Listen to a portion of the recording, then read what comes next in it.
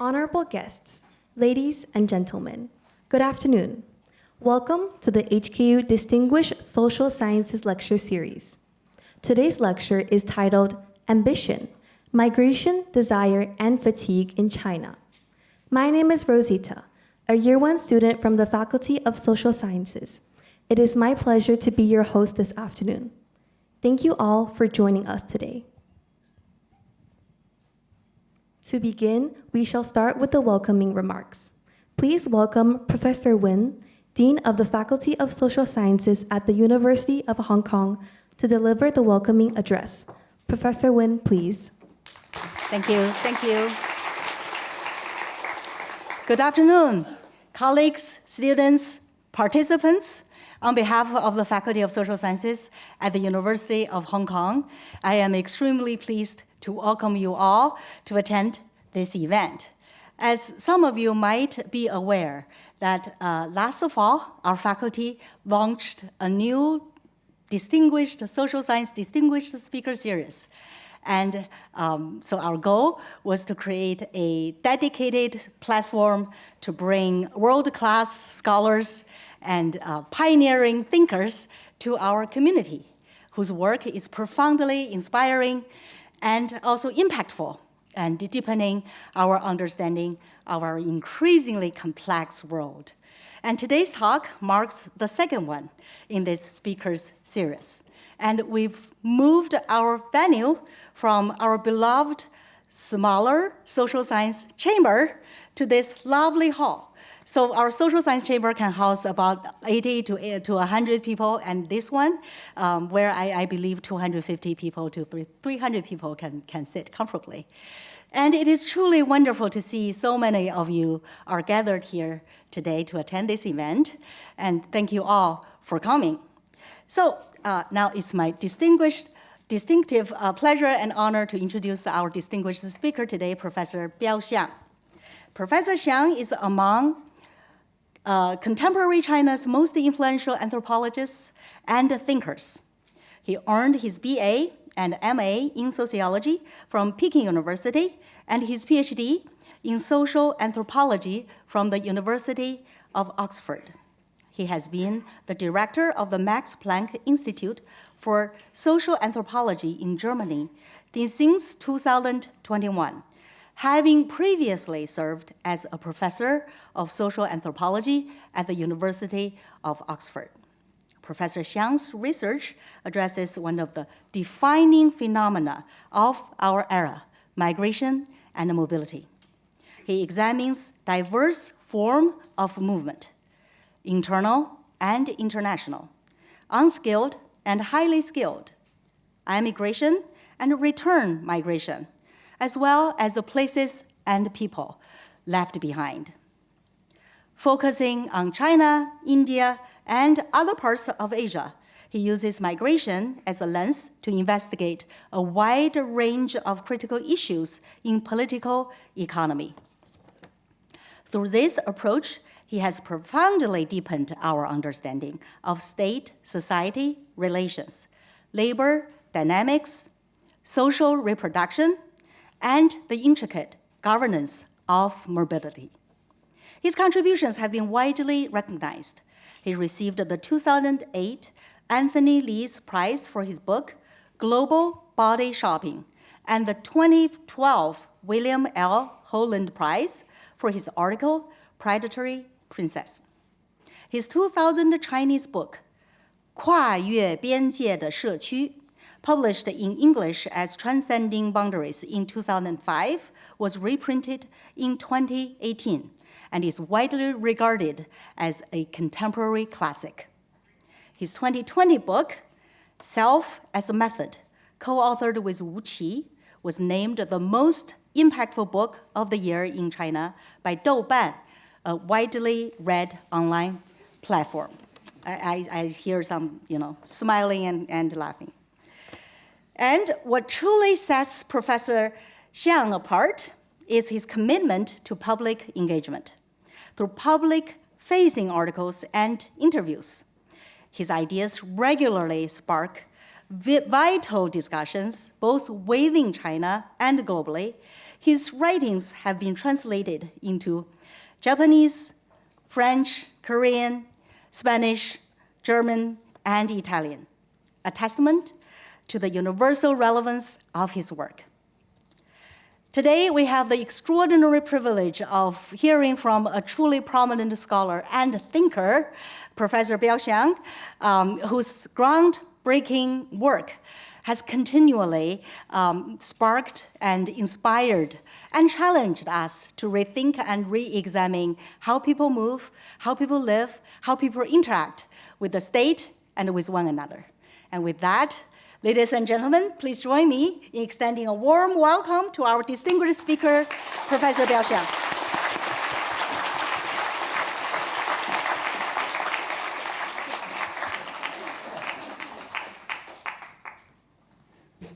That way was quicker, yes. Thank you very much for coming. Thank you, Professor Wen, for very touching introduction. And I'm very pleased to hear that you said some of my thought may challenge the audience. I mean, that is what I want to do because, I mean, we are spending our intellectual labor. I mean, intellectual labor ought to make something, produce something, and this is something ought to go to the world and make a splash, make some effect. And what kind of effect it can make is to touch people, move people, and challenge people. And in return, I also expect to be challenged by you, especially today, because I'm going to report today is some thought still at the early stage of development, and I'm still formulating what was the best way to convey what I have been thinking. So I will be really pleased if I hear some difficult questions. I mean, that would be most helpful for me. And I want to talk about the question of ambition, 上进心, the heart of moving forward and moving up. And related, the reason that I was thinking of about ambition is one of the most common and challenging existential problems that many young people aged between 20 to 45 in China, but also globally, are facing, which is, should I still be ambitious? As we know, in the term, a very simple term, lying flat, 躺平, triggered widespread debate in China in 2020s. And by 躺平 basically mean people, the extreme version is the 3 no's. No marriage, no kids, no job, quit everything. And but a more moderate and a more realistic version is basically 1 no, no ambition. You know, I don't want to make any extra effort. I just keep the what I can do and keep the minimal, just to be above the minimal line and in order to survive. And the reason for so many young people to talk about 躺平, of course, is understandable. Many people feel exhausted and burned out by years of hard work, study, and also in their working life, all the KPI and the pressure become higher and higher. And when the economy became stagnant, the growth rate declined, which became quite evident after 2015, and the young people will feel even have less reason to be ambitious, to try so hard because there's no reward. And on one hand, I'm so tired. On the other hand, I get nothing for being tired. And of course, I wanted to so-called lie flat, stop being so competitive and stop being so ambitious. Fully understandable. So no wonder in 2021, when there was a just online essay called The Declaration of of 4 lying flat. This is kind of a manifesto. Some of you may remember that immediately went viral and attract lots of supporting comments. But lying flat is not a solution. Practically, I mean, how many people can lie flat all their life? We have to look after our livelihood. I mean, then you have a question of income. Because nowadays, if you are coming from middle-class families in cities, it's true you can rely on your parents for a few years. But after a while, it's just financially impossible, but also socially, psychologically impossible. I mean, the parents start nagging. That is the worst nightmare you wanted to go through. And also, if his life is truly deprived of ambition, deprived of a desire to improve, to move forward, the life itself becomes quite empty and meaningless. So somehow we do need ambition. So therefore, we have many people now describe themselves as the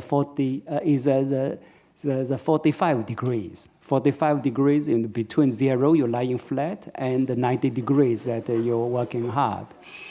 And so this morning when I got up, I tried to position myself to be one of the 45 degrees.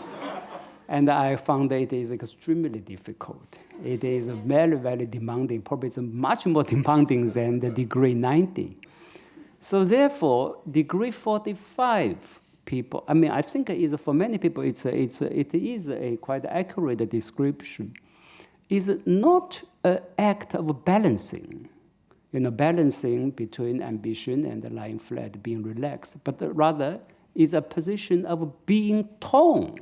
So this is so difficult. On one hand, you feel that you should lie flat because you feel so tired and etc. But yet you feel it's out of necessity, you still have to work very hard, still very busy. And then because you think you should lie flat, and actually you even hate what you are busy with even more. I mean, you don't have the patience to see any point or meaning of the things you are so busy with.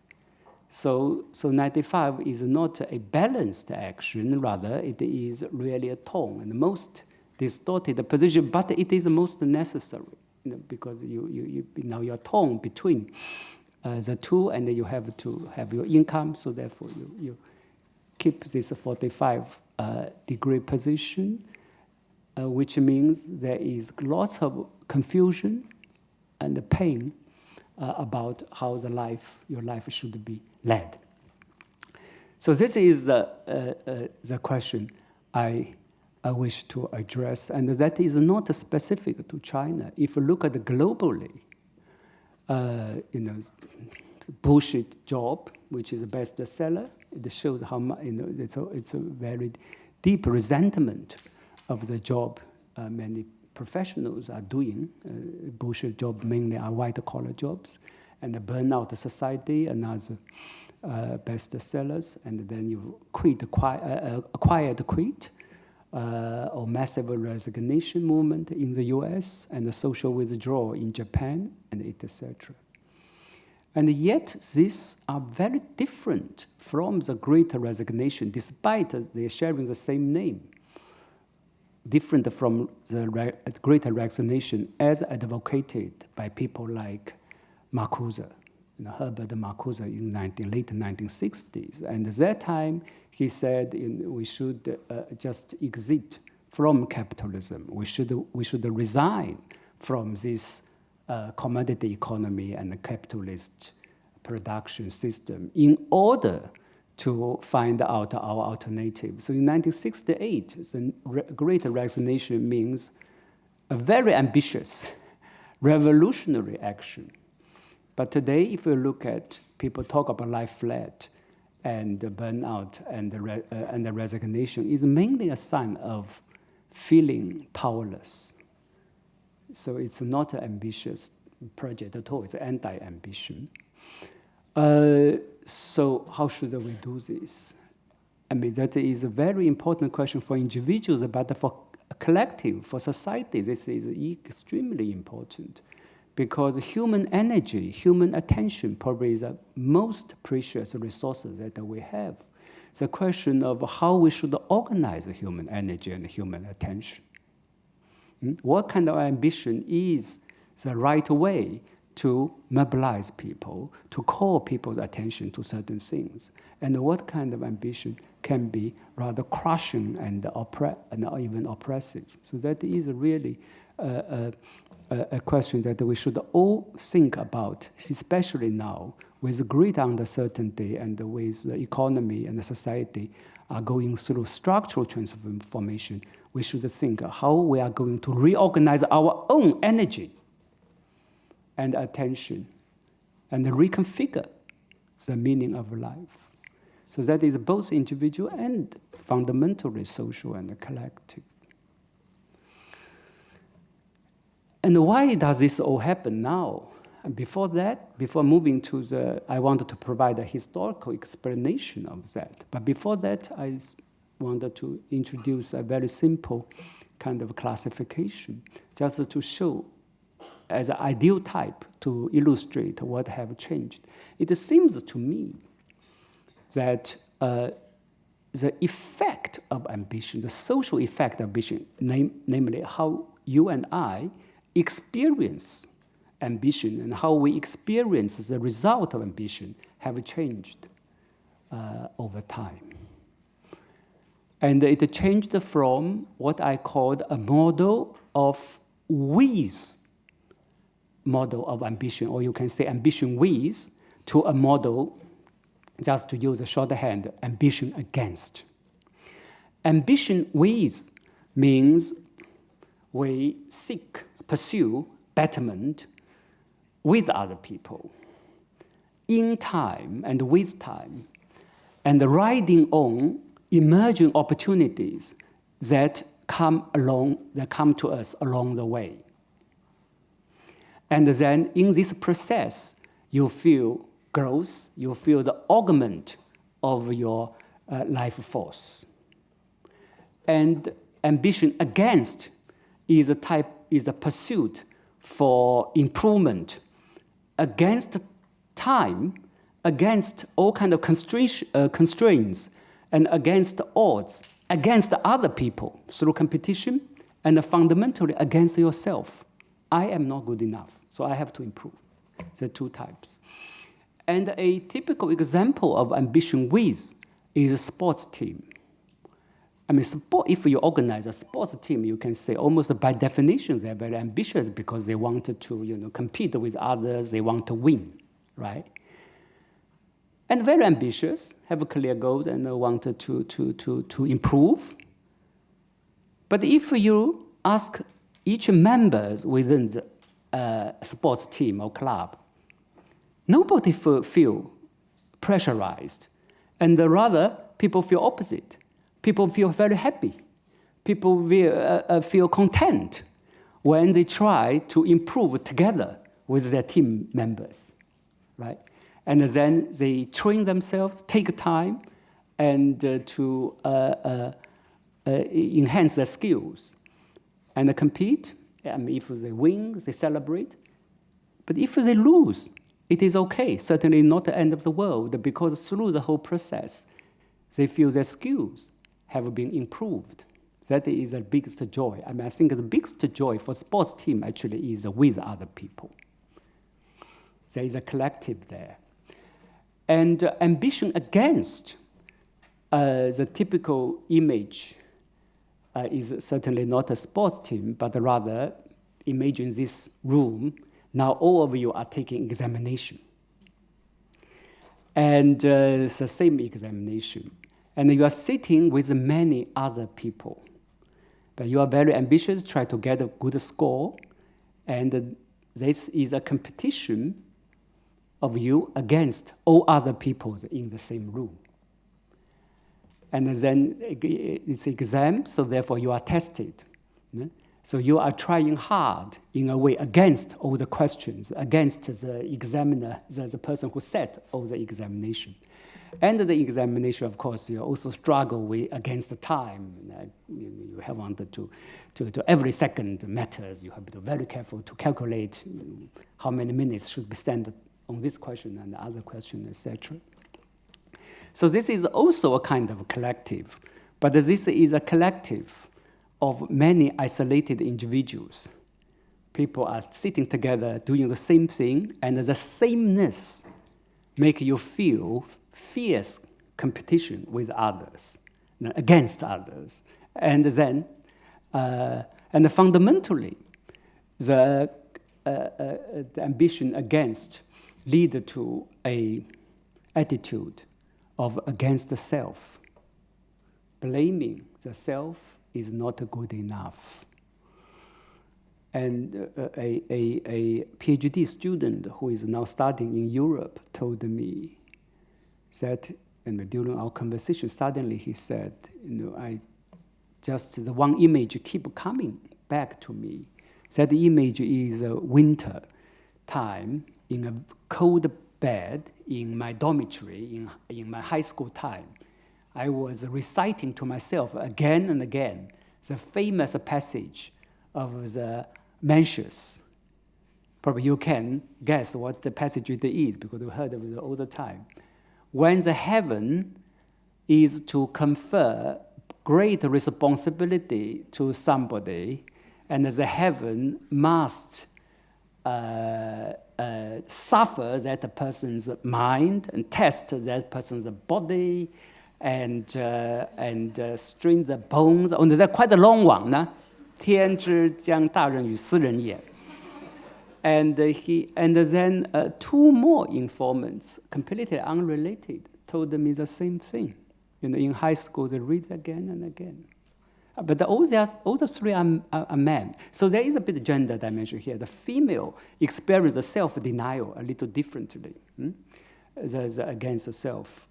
I would say the female students often deeper sometimes, the kind of the self-denial as a condition for self-improvement. Sometimes I think the effects are even deeper. But this passage, the mentioned passage, was cited and some of you know, like the Hengshui high school model, the students' slogans, and to say the speech in the kind of 誓师大会, the kind of mobilization assembly. I'm absolutely nothing. I am nothing. Therefore, I have to study hard to go to good university. 我是一棵草芥. I'm a one single piece of tiny wild grass seed. And the only way for me to move forward to live a life is to study hard and go to university. I mean, it's quite. This you can say it is quite specific to student time. When they grow older, people do not use that kind of extreme expression anymore. But if you look at the people who start working in their 30s, you still can see the very strong desire of proving the self, of demonstrate the desire to demonstrate the achievement in order just to feel their own existence. They are not want really to get a reward, being greedy, no. They feel that if they don't prove their achievement and they don't get the recognition, they will be nothing. They cannot exist here. So it's existential rather than just a kind of a maximizing strategy. And this is the ambition against. And you can say, in a way, the ambition against sounds more natural because you say, okay, if I wanted to improve, if I wanted to become better, somehow logically it implies that I'm not happy with my current situation. So therefore, self-denial and self-criticism, or sometimes even self-hatred, is a natural part. It's part of the deal of being ambitious. And why there is ambition with? I think that's quite a critical question. Ambition with is, of course, also say the current situation is not perfect. We have to work hard to improve. But this is a situation you and I all share. And this situation, you and I can work together to improve. And when you and I share the situation and work together to improve the situation, I'm very happy. So I can be very happily to improve our current situation. I don't have to adopt the self-denial in order to improve. I mean, if I use a bit of philosophical terminology, you can say it's not a matter of denial. I mean, in the ambition with model, it's not a question of denial, but it's more a negation. Negation, Hegelian dialectics is to say, okay, something else, we should cultivate something, develop something else in order to replace what we have now. And this is how the world evolves. And the new things always grow out from the old things. So the old things already contain the future things. So we should cherish what we have and let it grow something new, and the new will replace the older one. So this is the negation, progression through negation. But the current, I think, if you talk to many young people in China, as I mean, at least the person I talk to, does not have that kind of feeling. They feel their being itself is just not good. It's not something new will grow out from here. They have to somehow radically reinvent the self, so radically refashion the self. So therefore, it creates a sense of sometimes self-hatred. I mean, self-hatred tend to be more female a phenomenon. And then this is, as I said, it's ideal type, but I think the ideal type has an analytical value. It shows that the question of ambition is certainly not simply a psychological matter. It's not and it's not a matter of individual trait to say, oh, some people are more ambitious and others are not. It is not something inside of you, even though we feel it is something inside of us, right? We call the Shang Jing Xin. Xin is heart. Heart is, of course, inside of you. It is completely your mental status and etc. But if you look at the different types, different ways how we experience ambition, I think it really shows the question about the relation between ourselves and the world. It is a relation between individual and the society. So the question is how this relation is organized. That's the key. And I just wanted to go through history to demonstrate how the organization of the relation between the individual and the society, especially through around the question of collective, actually caused the current dilemma many young people face.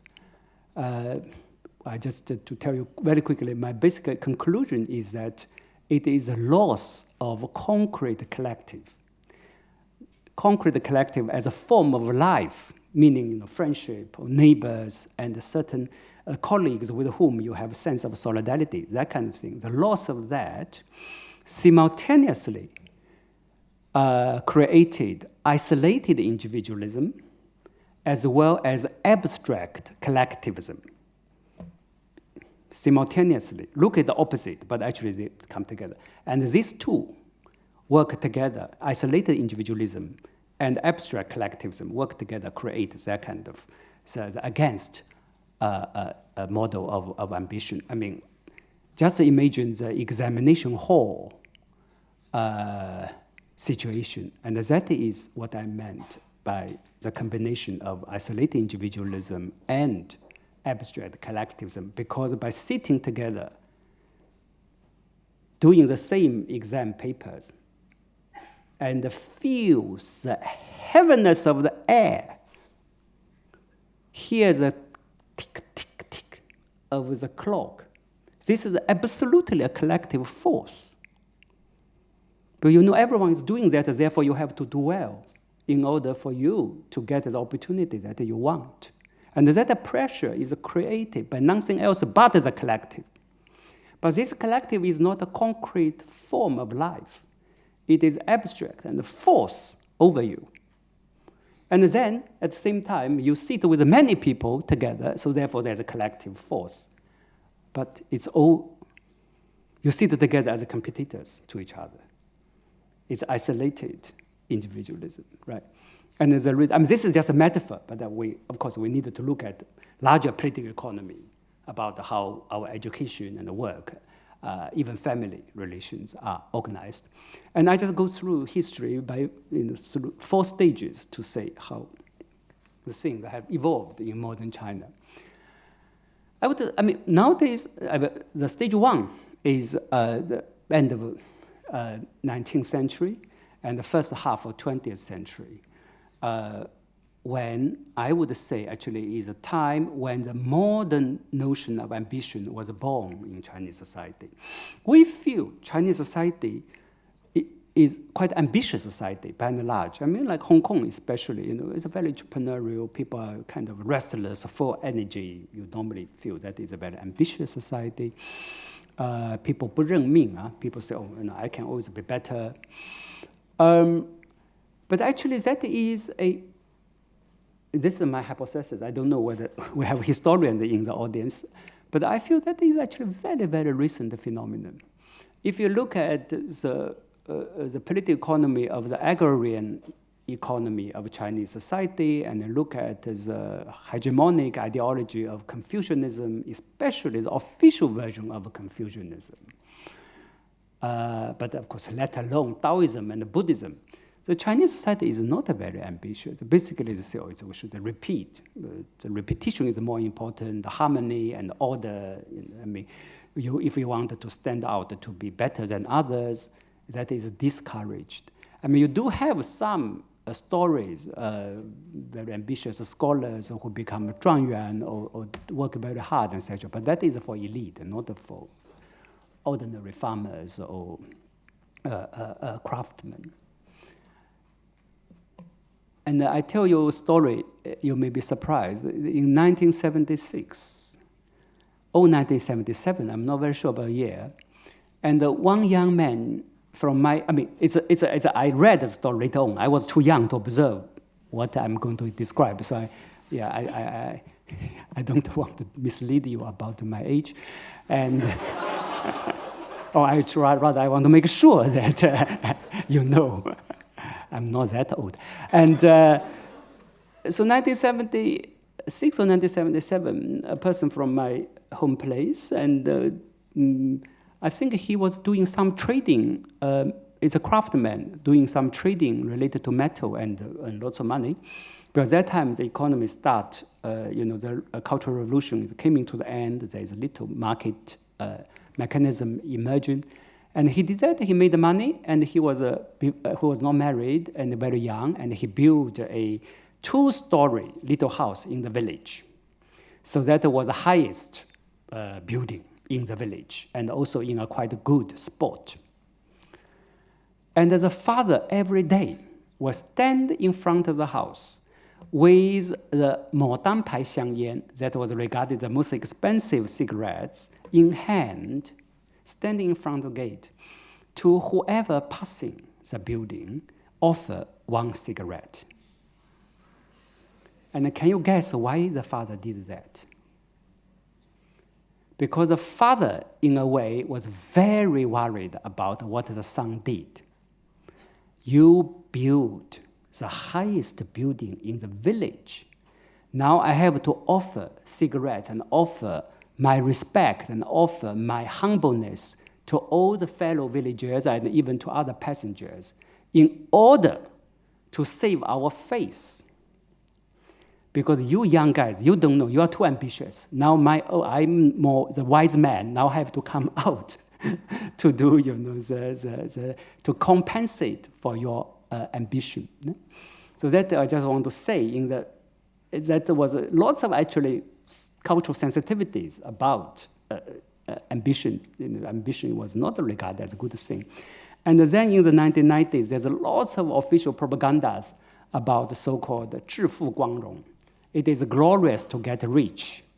And I remember the so-called 万元户, the peasants who can earn to 10,000 yuan a year would be elected as a labor model.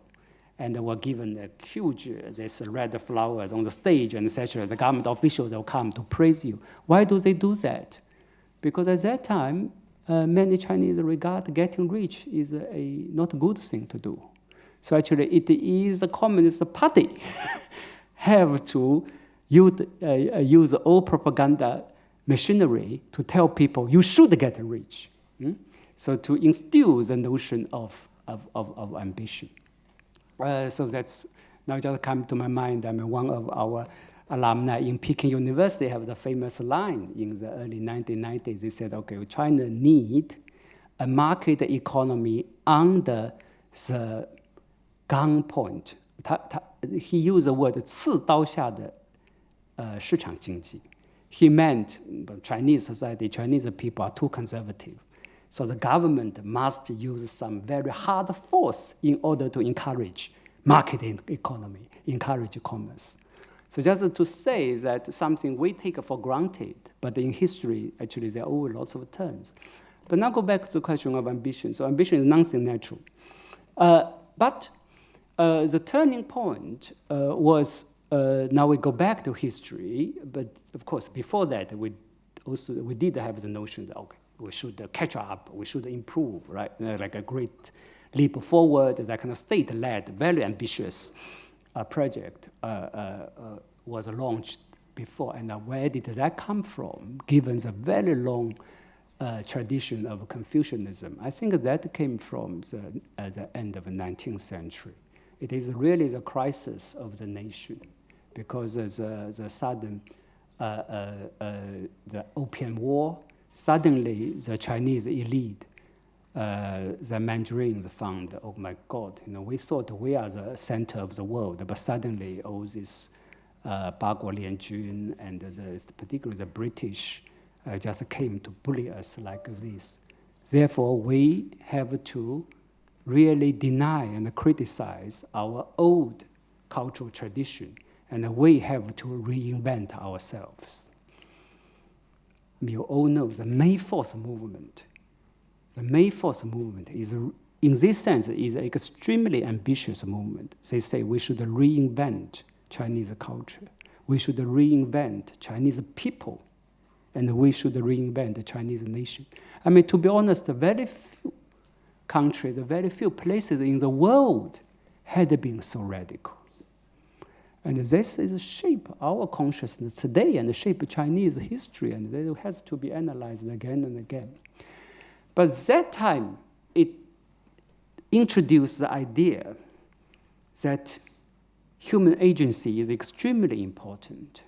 Tradition can be smashed, 打倒孔家店, smash the Confucius shop, and young people can be completely freed. And then through hard work, you can achieve many great things. I mean, so that idea was introduced during the May 4th. I mean, if you take May 4th movement as a peak event of that period, that you can say called, that is the May 4th spirit.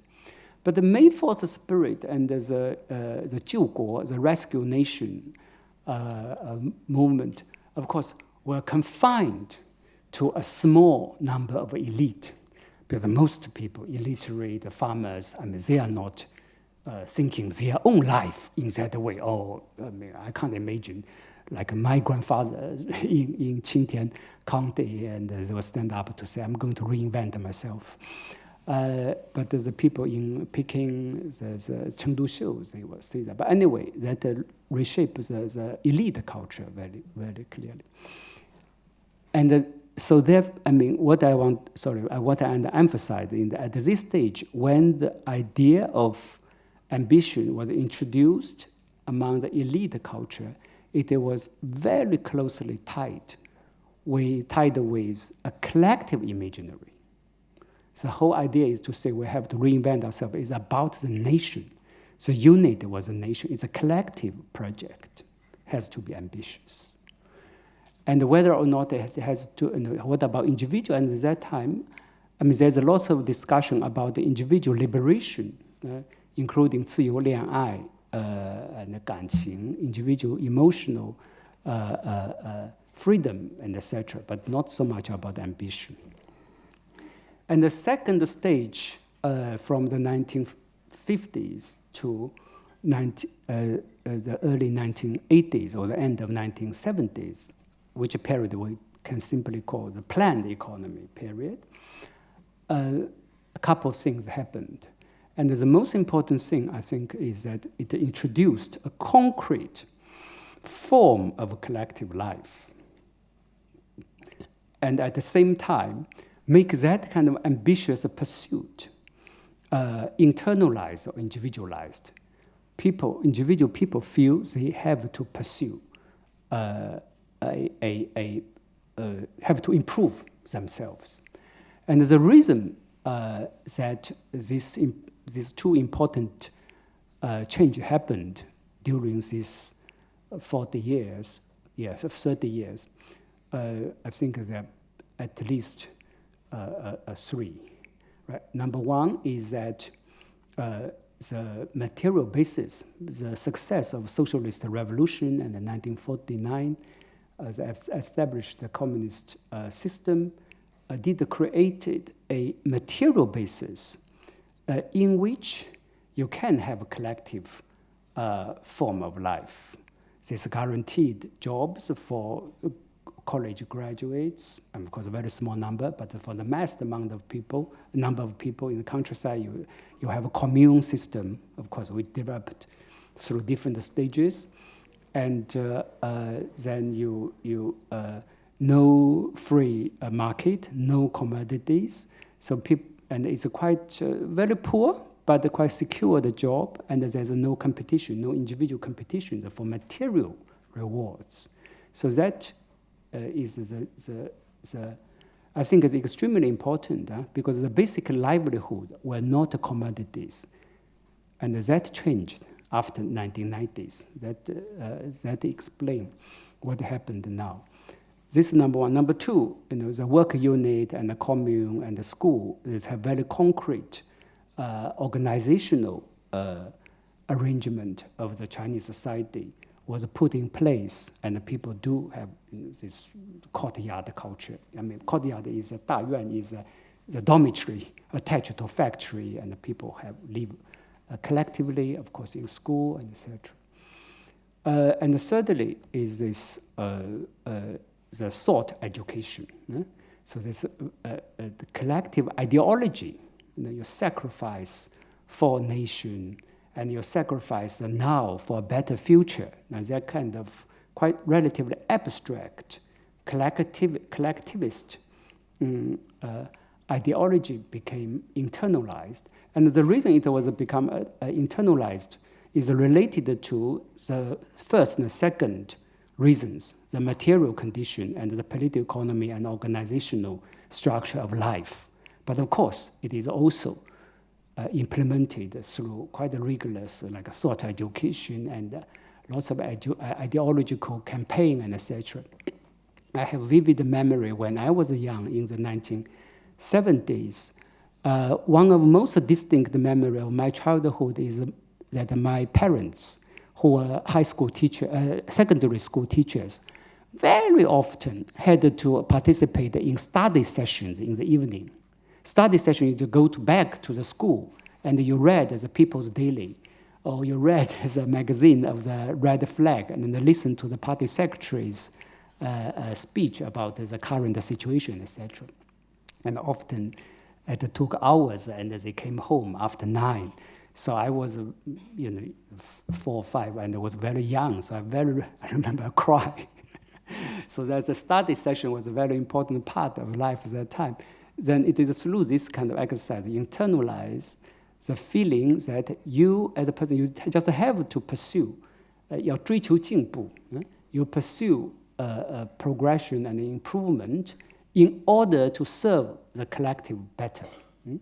And of course, there's lots of calculation, and there are people who are ambitious, want to be promoted, and etc. But by and large, for most people, the reason that they are so mobilized is not for the individual benefit of being promoted. It is genuinely, I think, they identify with the imagined collective, but most importantly, they have very concrete collectives that they live in.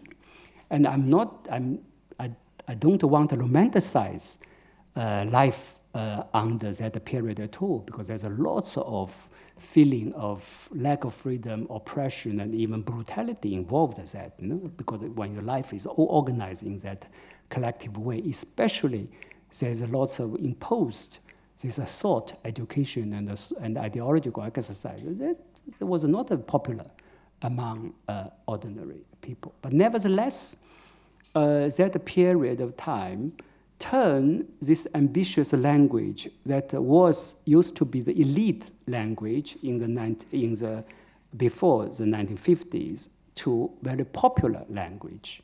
And actually, nowadays, there's lots of language is reused after 2010s, like discourse of 吃苦, eating bitterness, or sacrifice, 牺牲, and etc.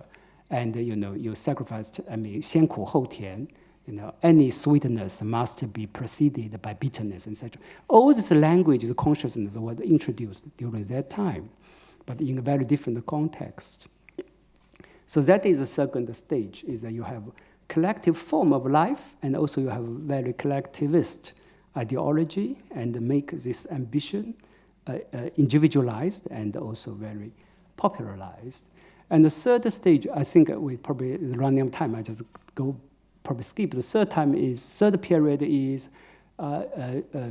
early stage of reform in the 1980s, and when this very formal collectivist ideology fade away, and also the formal collective organizations also became loosened. The commune, of course, was dismantled, and work unit became much less effective.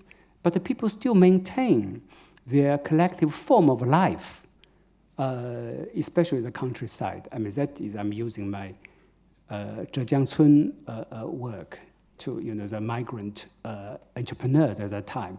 We always think, oh my God, these people are so ambitious and so daring. They're so risk-taking, going around. At that time, they were basically illegal to migrate to other places over long distance, let alone settle down in Beijing, let alone settle down in a place only 5 kilometers away from Tiananmen Square. In the 1980s, set up their business. And you ask, why are you so ambitious, and why are you so entrepreneurial and so creative? They said, are we? Because my cousin came here and made the money, I simply followed. And my cousin also asked me to bring some salted meat with me for the new year, and this is why I came. And then I came here and copied what they're doing, and that's why I'm here. And my cousins, my childhood friends are all here. We cook together. Are we really that ambitious? But this is how history is made, right? So I have some cases, individual stories to show the creation. That was the whole Zhejiangcun book was about, how this very marginal population exercise their own agency through that kind of concrete form of collective life. So let's fast forward to the fourth stage, which is now after 2010s. I think that this is age that you can say we're experiencing the simultaneous decline of concrete collective form of life and the concentration of abstract collectivism. Yeah. So what happened? I think the three things probably are, I hope it will illustrate what I want to say, three developments. Number one is the commodification of livelihood means of livelihood, especially housing. That is from 1994.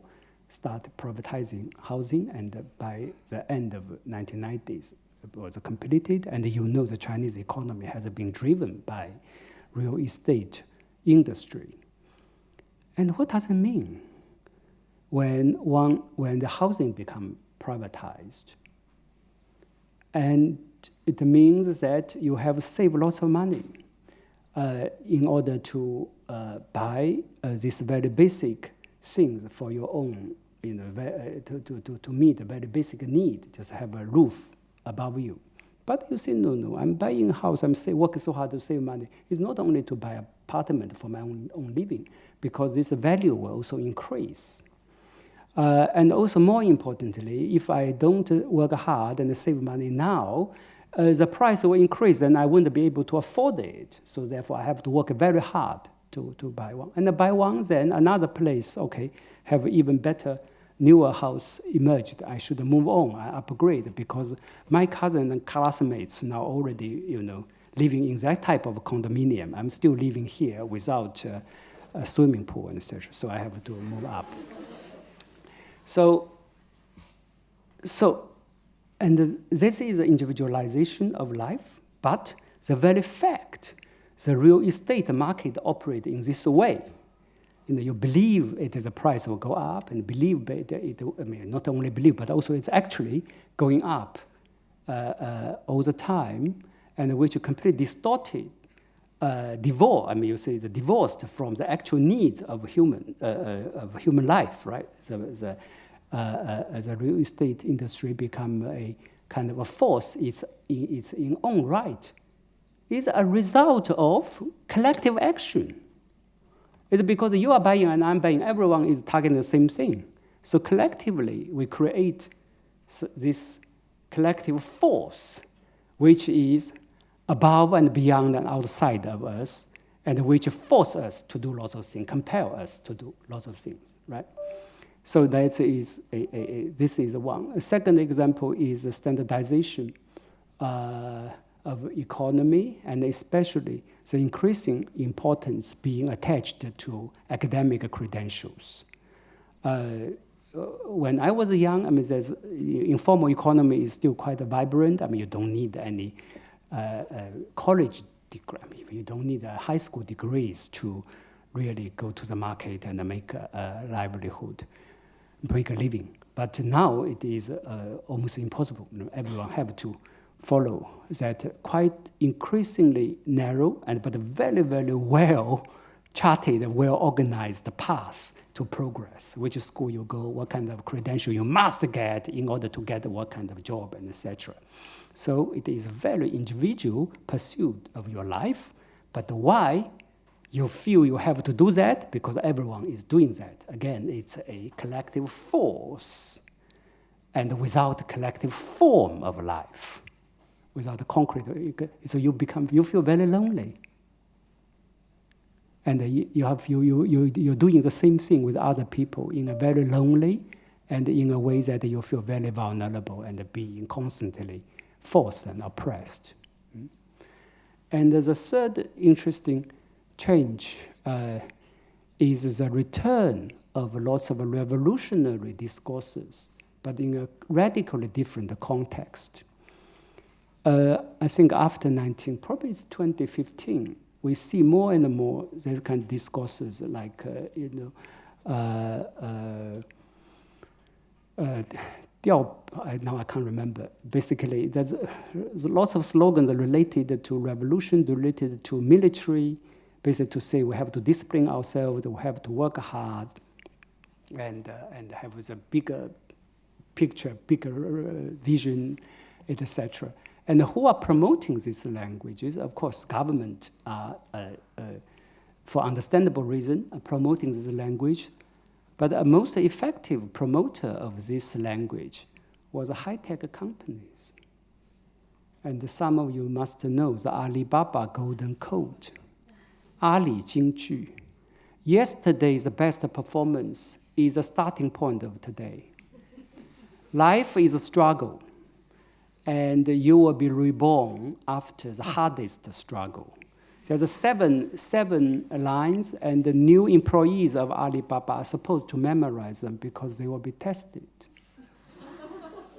And the Alibaba openly discuss that how they are adopting Red Army strategy during a long march to organize their company and etc.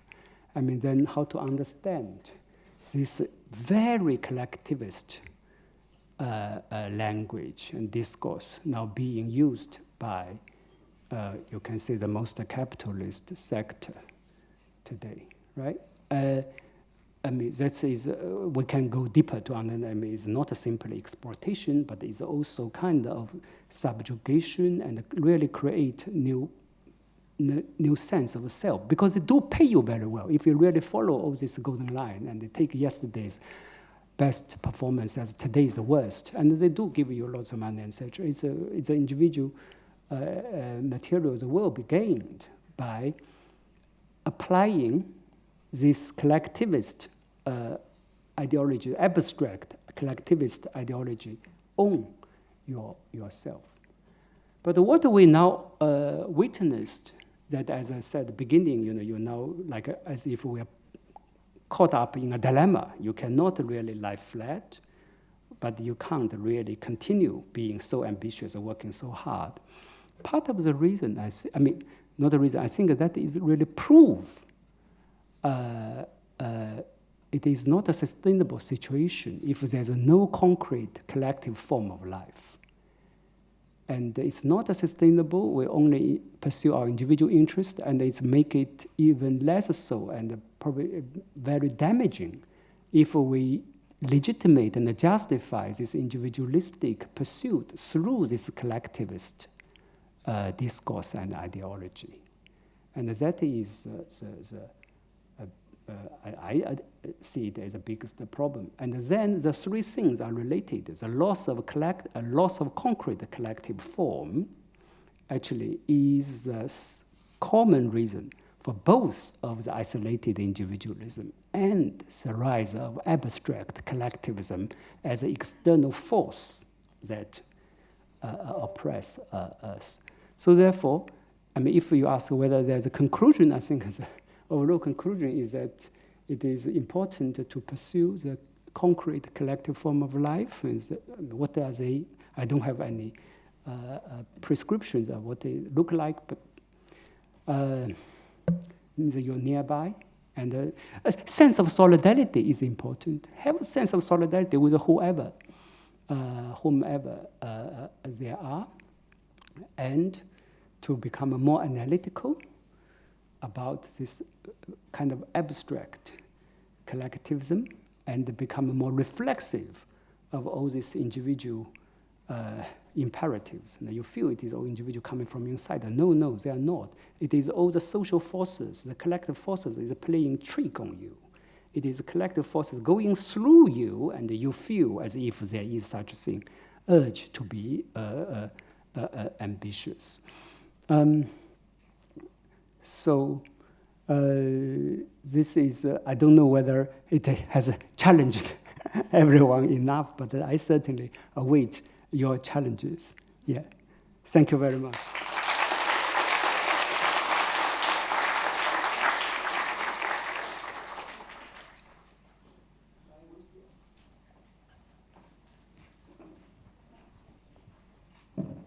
Thank you, Professor Xiang, for such a thought-provoking lecture. Now we will move on to the Q&A session. It is my pleasure to invite Professor Feng to moderate the discussion. We also warmly welcome the audience to engage with and ask questions with the speaker. Professor Feng, please.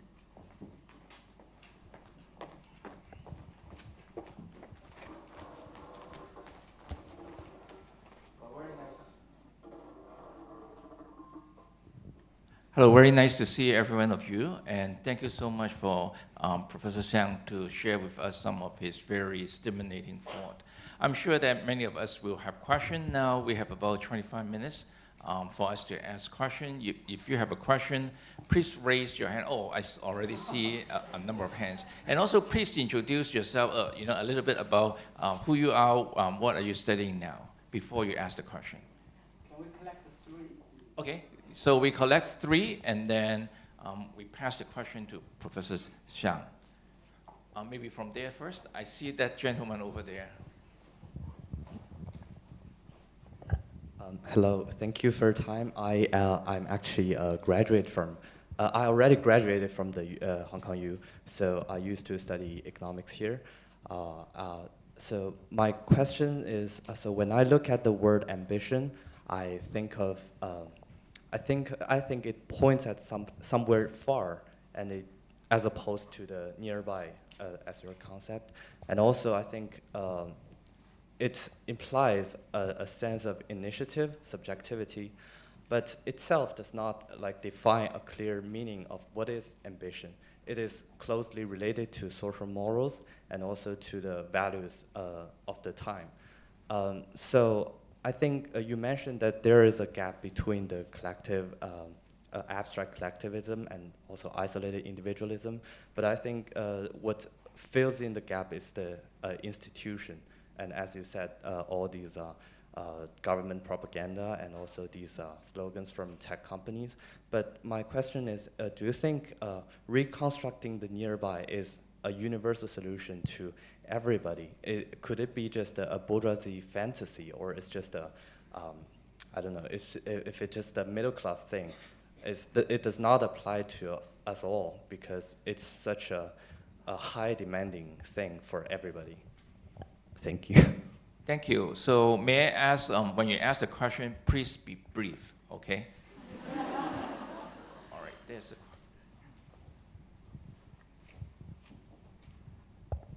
Hi, my name is Rafay. I just graduated from anthropology for undergrad back in the US, and I'm studying cultural studies. And I know you just did the question to be brief, but my question is not brief, I'm sorry. So there has been a trend of like organizations, institutions, companies that organize like trips and summer camps that focus on anthropology and fieldwork that also charge a large amount of money for you to go to like Yunnan or like some far off villages in China, and they claim to do like fieldwork as a method, or largely like very much commodifying anthropology and its like methodologies. But also on the other hand, for me, someone who graduated with only like 14 other students in anthropology for my class, I feel also happy that anthropology has gone to be known by more people in China and also just around the world. But then now with like schools and like degrees getting more expensive, even at HKU, you know, the master's is getting to like $30K and more for a year. And for undergrad degrees in the US to get to $1,000K, which is like 700K RMBs for a year, I do feel there's also this deep divide between what the previous question was about, like bourgeois class, and also about and academia and the elite, and where you were hinting at about you know, this desire to always go upwards, upward mobility. So then all that to ask, what do you think this means for the future of anthropology and its position in academia and our society? Is this something that's worth celebrating, that it's gone to be known by more people, and should we be cautious that it's also being largely commodified by these institutions and organizations? Thank you. Okay, thank you. I have to add one more condition. Besides brief, only ask one question, all right? Okay, so maybe don't.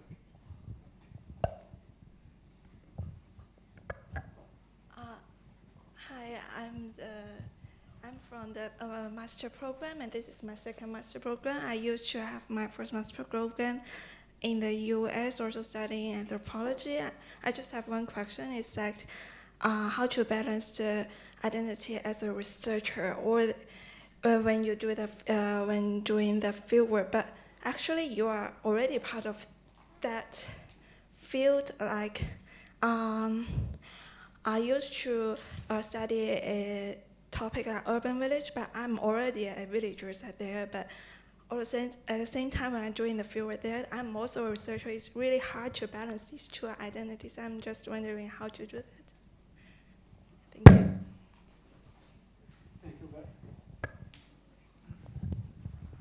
Thank you very much. And I'll probably blend the three questions together.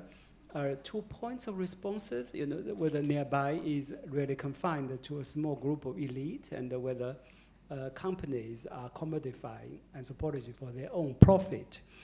They're both true, can be true empirically, but the question is how shall we understand that? Because if we put up some good ideas, everyone with their own resources and class positions and intentions may want to make use of that. So how should we respond to that? And one response is a Puritan position to say, oh, no, my idea is meant to serve the people, the masses. And if you're not part of the masses, if you use it, you are going to pollute the idea. So I'm going to against you.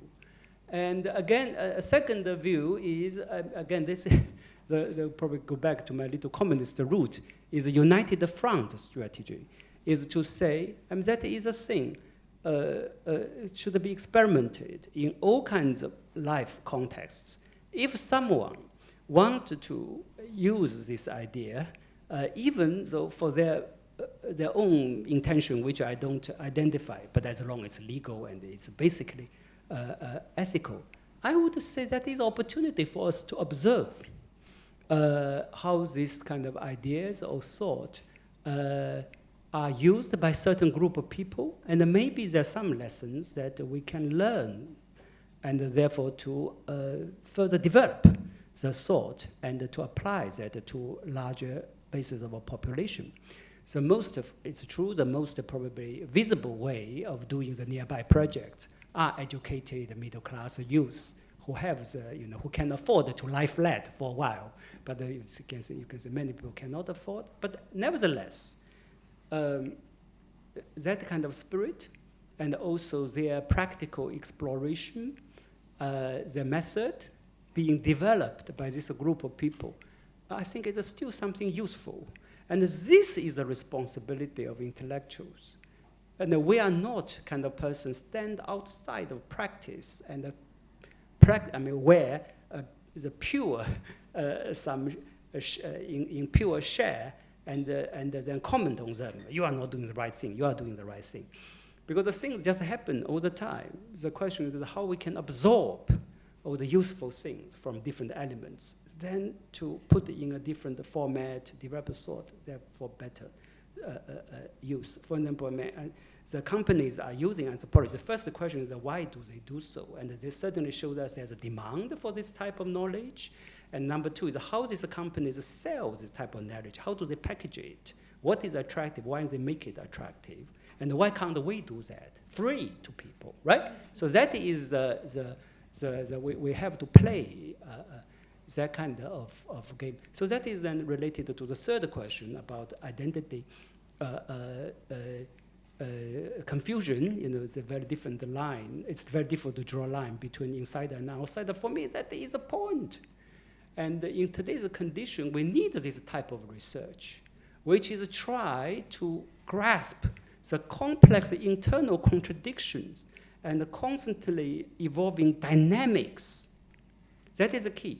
But whether or not I am taking a very objective position, looking from distance, therefore I have the unique access to ultimate truth, which you don't have, and now I'm I'm telling you with my scholarly authority. That is, for me, it's just a fantasy.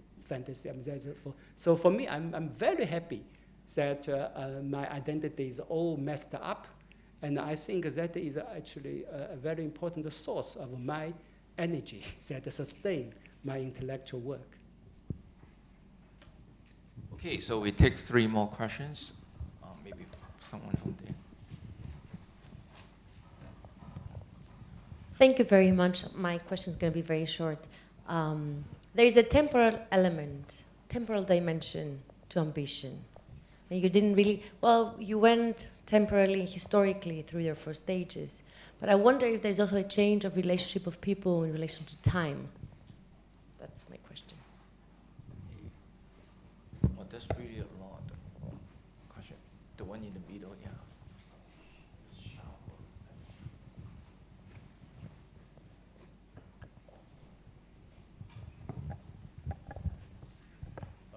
Thank you, Professor Xiang. I think you're very famous for introducing Chinese perspective in analyzing global phenomenon, and I really wonder your opinions on the phenomenon you talk about in this seminar in a Western context. So I've linked this stuff to the movies I've watched, for example, Fight Club or Transporting.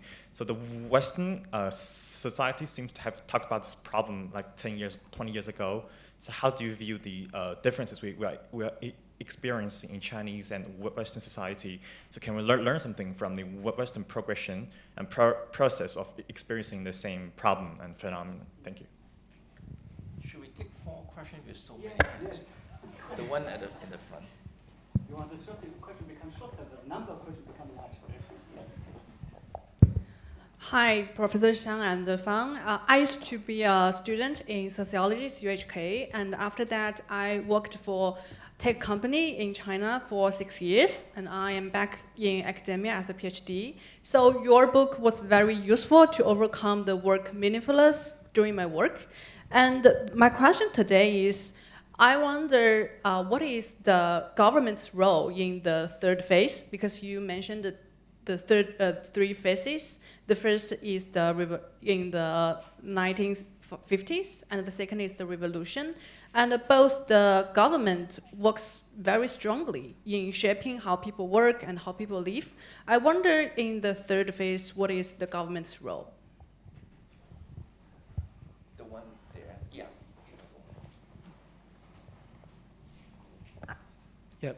Thank you, Professor Xiang, and thank you very much for this chance. I'm undergrad year 2 learning finance. Actually, I transferred from arts to finance, and currently I'm templating about my what a good life should be for myself. You talk about for the past phases, the government, the elite, and the company has been promoting the language people are using as a collective, but in this stage, like AI is stepping in, and tech companies are leveraging those technologies.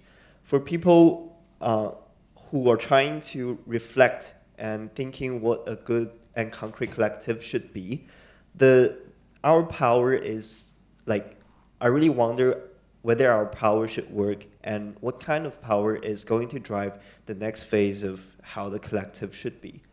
And also, it is very hard for today's people to agree on a point, although we may see on some news people may have homogeneous opinions, but that's rather emotional, but not rational way. So who should we rely on in creating such a concrete collective, and how should we do it? Thank you. So the last question I'll try to address in a reverse order. How should we do it? I don't have any ready answer. And then your question, what will be the driving force and where the power come from? It is that I do have answer. The power come from you and me, and coming from our practices. So this is a mythology. There is a mythology of modern social science. We always think there is such thing as a driving force, very abstract driving force, push everyone forward. And we do feel that way. As I said, go to take exam in this hall, you feel the air is very heavy, and the breath of next person next to you, it just sounds also sometimes scary or disturbing. But it's a natural human breathing, but it sounds so also very like as if it has a certain force will disturb you, right? And that kind of driving force and collective force are themselves a result of our practice. If we change our practice and we orient our practice differently, and then the collective outcomes will be different, the so-called driving force will be also different. So you have power and I have power. Does not mean you or I can change the course of history or change of some big event immediately. But we have power when we reorient ourselves, and then the collective force out there, first of all, will probably not work on us, right? And if someone is passing the exam, a farmer wants to sell vegetable, and they just feel a bunch of kids sitting there doing something quite stupid, and they will not extend the force to that person. And then, more positively, actually, we can also work on something else to create a different situation, which will influence other people too. I mean, that is, I think, what the social science is trying to do. Why do we need to think, right? If we just follow the history, we don't need to think. As we just need a very good detective device, to just to hear, what wind is coming, so I just follow the wind as if we are a bird or fish, right? But we as a human, we want to think. We want to think consciously. Is to say, actually, how much the wind will influence me is to a large extent also depends on how I face it. Do I face my body this way? Do I face my body in that way? And the wind may still be there, but if I face differently, the wind will mean different things to me. And so we do need to read the wind very carefully, but also we must think the wind, the effect of wind does not come from the wind itself. It is coming from the relation between me and the wind. How I position myself in relation to the wind is very important. And this is the point I can access the power to start with. And then if we do collectively in a small group, and there will, things will be changing. And the second question, I guess, is about the role of government in the current stage. I think it's extremely important because, as I said, the real estate industry, of course, cannot be separated from the not only government policy about the real estate industry, but related to how the Chinese local government is financed, the fiscal income, the land revenue policy and the division of fiscal income between different levels, and then the standardization.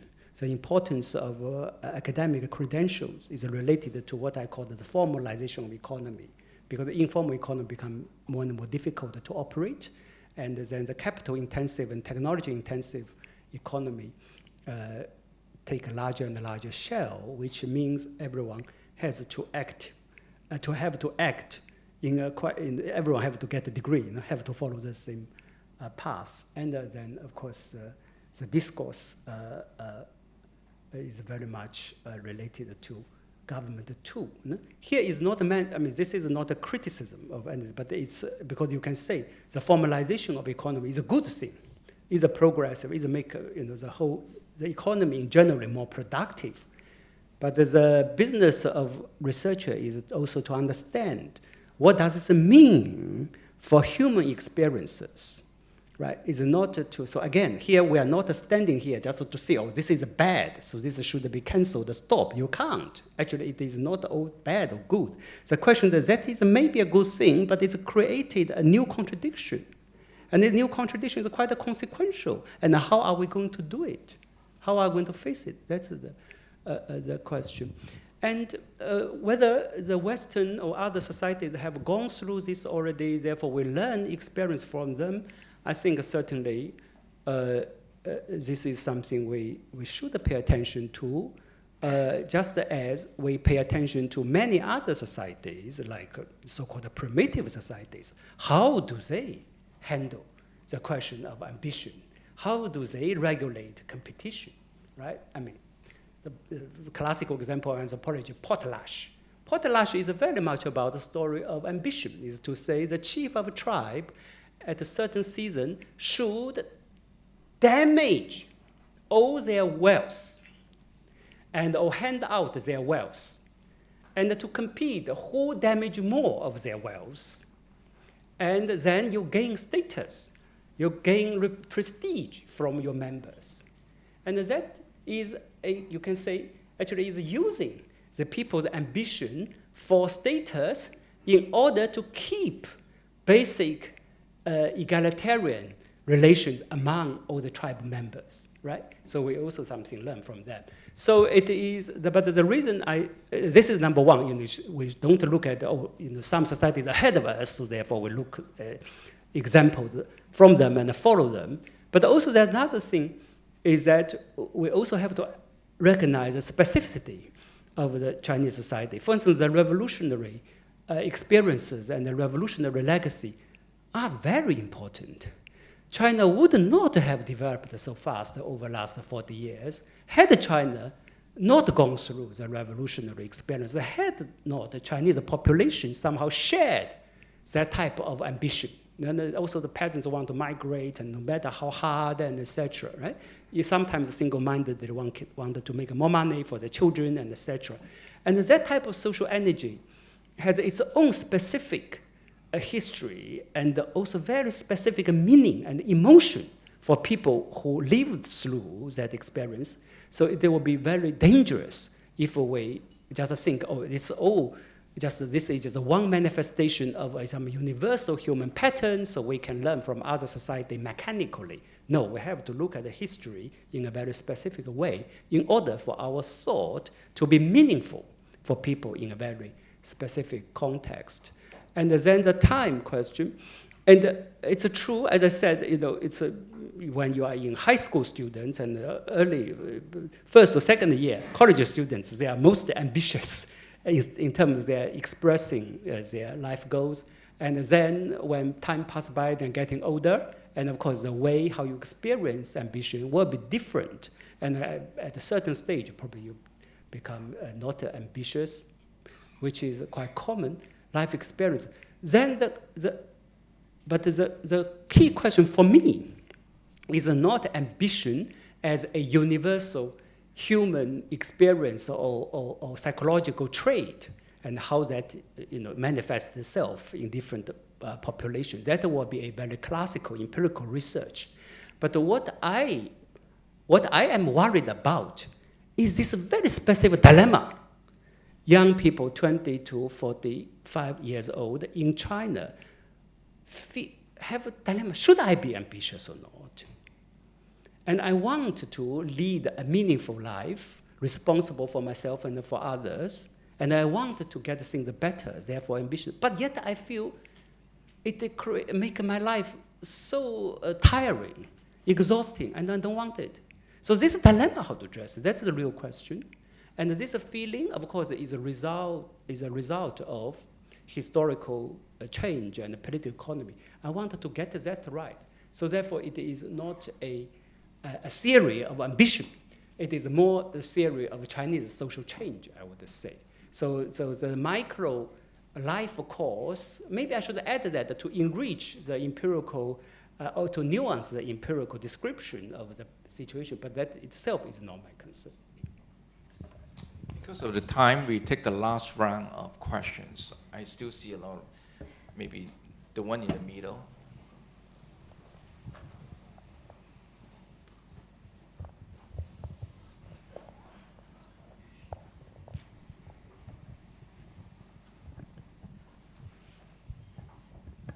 Okay, thank you, Professor Xiang. And my question is going to be about generations.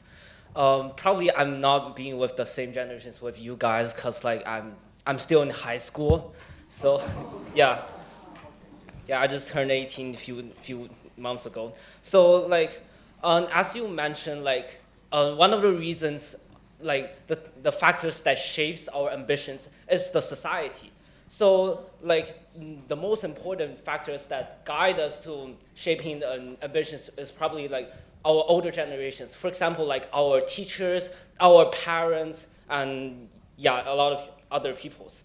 But I do not think that they actually understand our they do not understand us because we have a generation gap. They are using their mindset to guiding us to have a specific kind of ambitions. For example, go to good universities or any other things. So my question, and also one of the most important things is that I think their lack of empathy when they're guiding us. So my question is going to be about how do you think the intentions of empathy between the generations and also the cultures, as you mentioned, migrations and the headlines, still exist or still can help us in terms of seeking our own ambitions and our life values. Thank you. Thank you. Yes. Now you.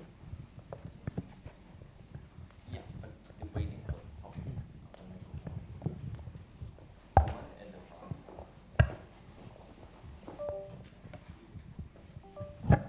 Thank you very much. I grew up by Ojiang as well. I come from Zhejiang Qingtian. Yeah, so your book about Zhejiang really anchors my personal experience.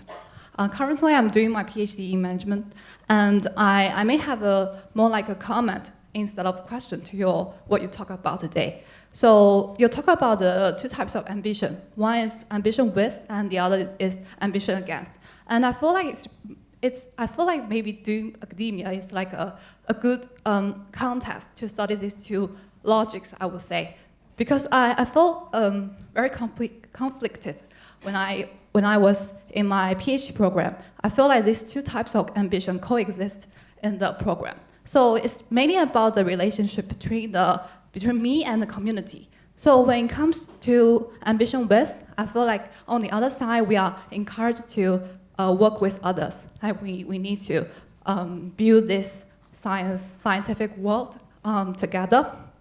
And the other is that we need to the ambition against others. Like we need to hide our ideas so that we won't be stolen or something like this. So I feel like this kind of coexisting of these two conflicting ideas really makes me feel a bit 45 degree, as you mentioned, because I feel these two logics are contingent on, I would say, three different factors. One is about one is about the context, whether it is. Can you be brief? Okay, sorry. So one is about whether it is rewards based or punishment based. So when it comes to rewards, then I feel like being influential or ambition with the whole community is really appreciated. But when it comes to punishment, like the tenure system, etc., then it becomes, okay, how many ideas you have, how many publications you have.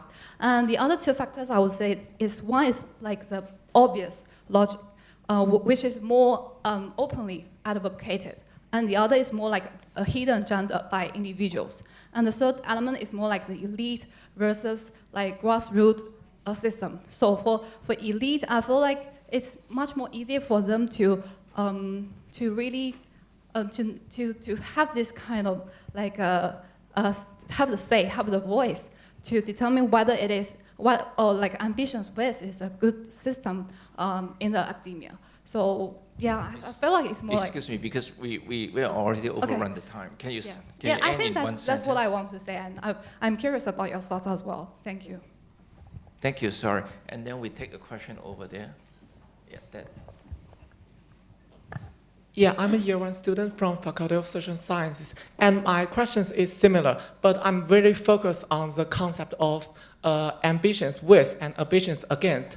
In my personal experience, I think maybe is it an effective division? Because sometimes I think they're very mixed, and the typical example is in the middle school, in the class you have to compete with each other, and you have to collaborate with your classmates. And so I think, is it possible to dig deeper into the two divisions? And another question is that in the background of late capitalism, do you think is it possible to find a reasonable solution of your concept, ambition, and fatigue? Do you think is it possible to find a solution to release our fatigue, or find a way to cope with the ambition? Yeah, thank you. That's my question. Last question, the one at the back.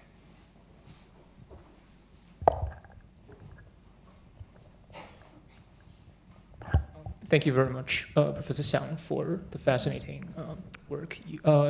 In the parts of, I'm a PhD in political science, and so I have the question. So about so in the parts you just mentioned how ambition is like a creation or an indoctrination by the states rather than like a natural thing.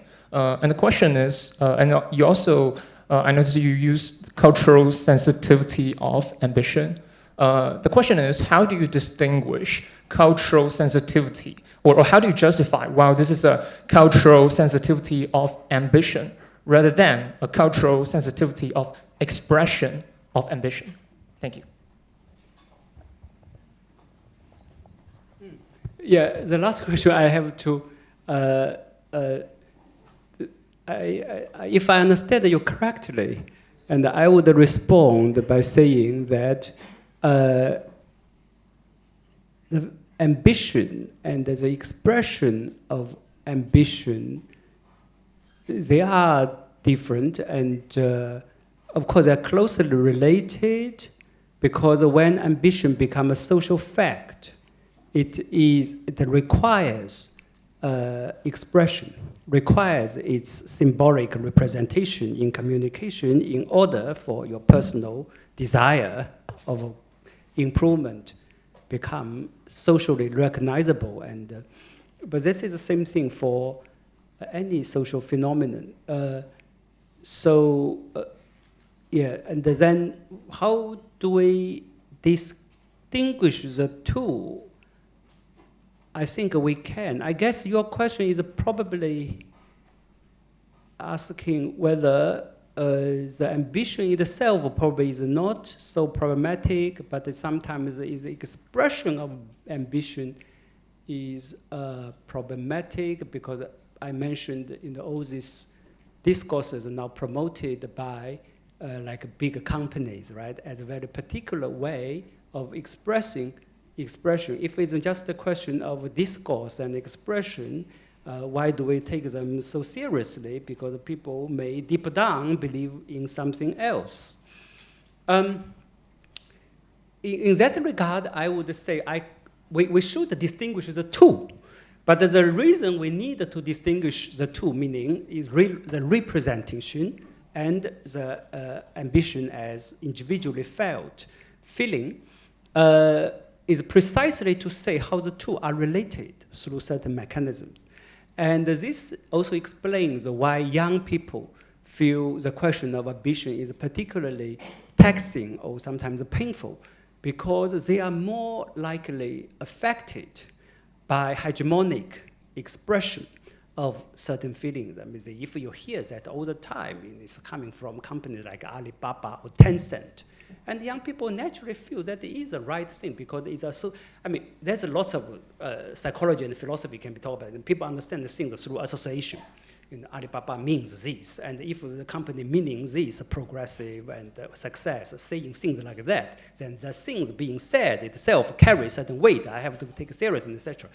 So and then so discourse are itself extremely important, precisely because discourse is a linkage between the individual experiences and what appear to be the collective force and the social force. Now, I'm not sure whether or not I really respond to the question, but it is a good point. Probably I should clarify earlier. Yeah. So who was the question before that? I can't remember. Oh yes. Now that is a good question. Is about you have say, okay, I have a competition within my immediate friend, but I have a competition against the next class in the next group. And that is precisely what I meant by concrete form of life. Concrete form of life, like a sports team, right? A sports team is that your competition, you pursue, not a competition, ambition. You pursue your ambition alongside, together with your teammates, but in a way is against another team. And in this situation, I think for me is a natural situation. This situation is unproblematic, and it's precisely through this situation we have a very concrete collective. The concrete collective is your sports team. And here we need to think of the question of scale, because society is organized through scale. And then you say, oh, then I pursue my ambition with my teammate, but in the end of the day, I still pursue my ambition against someone else. Isn't it a problem? Here we need empirical analysis, because when you have this kind of collective, even in socialist time, we also have 劳动竞赛. It's a kind of competition, but it's completely of a different nature of the competition today. 劳动竞赛 is that sometimes artificially, okay, we divide this class to 3 teams. Let's do harvest the wheat to see who will achieve the fastest. No, it's kind of 3 teams against each other. But at the end, everyone laugh, everyone celebrate, everyone were happy. Because that one, because in your team, everyone is pursuing ambitions with somebody, and in the other team also they are doing the same thing.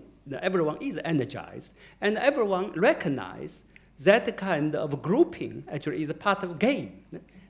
So it is not a. So I think it's very important that you bring in the question, help me to bring in the question of scale in order to further articulate what I mean by concrete form of collective life, and also further emphasize what is the key problem. For me, the against and the with model still works, but then when we compare, we have to compare the same level. You cannot say, oh, with another individual, but against another team. We cannot compare with that. We compare with the other individual and against the other individual, with the self and against the self. So that is the key question. And then I just skip your second question. I move on to who was one? There's a comment there. Oh, comment about the academic world.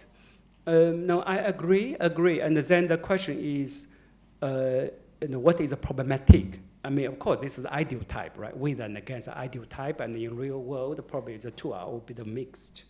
And the problematic here is that, as I said, is that people feel being troubled by the dilemma between lying flat and being ambitious, and what is the political economy of this anxiety and agony, but rather to say, and the typology, this classification with and against, are analytical tools. They are not a reality.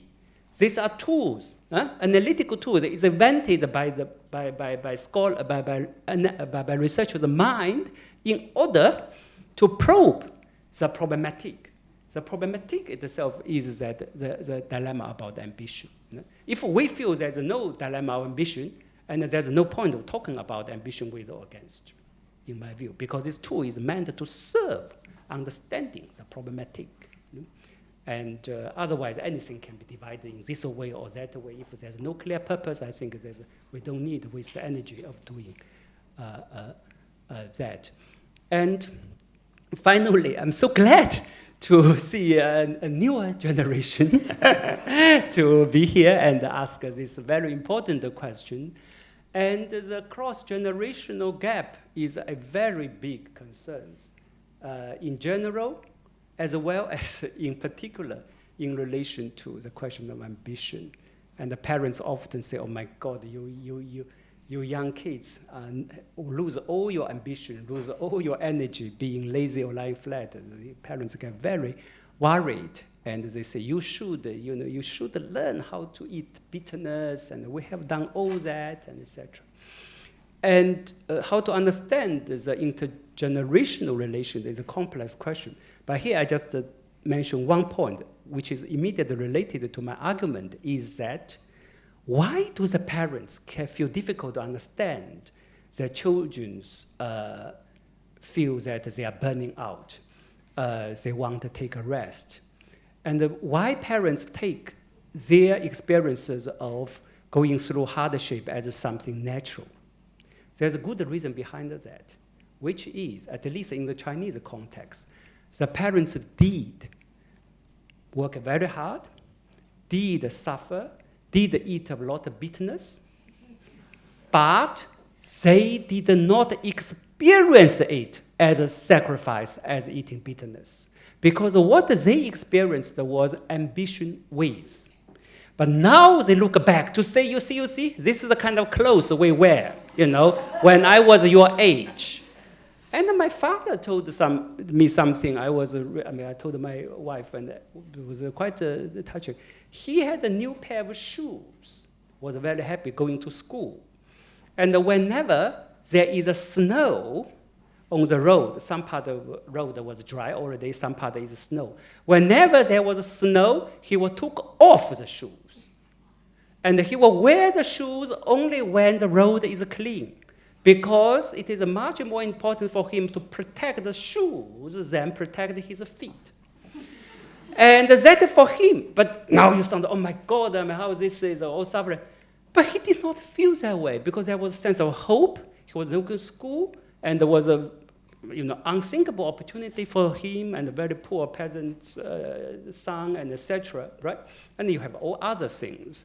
And then they will look at your material. What do you eat? What do you wear? And what kind of thing you do? I mean, you really have such a better life than us, and why do you still complain, etc.? But they did not understand what you are going through is pursuing ambition against, including against yourself, and which is by definition unsustainable. And this is why many people, I mean, if you fail, of course, it's a disaster. Even young people succeeded what they are pursuing, they often feel disillusioned, feel quite empty after they achieved, because they don't feel the growth, internal growth. They don't enjoy the process.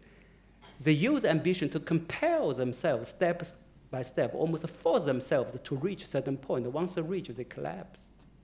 And the parents could not understand of that because they had quite a concrete collective form of life, which gave them energy, but we probably don't. And this is why it's important for us to recreate our own concrete collective form of life. Thank you. Thank you very much. Thank you all your questions. Sorry I have to cut short your questions and comments, as well as not everyone have the chance to ask the questions. But then at the same time, thank you, Professor Xiang, to answer all the questions. Hope you can come back later and answer more questions. Thank you, everyone.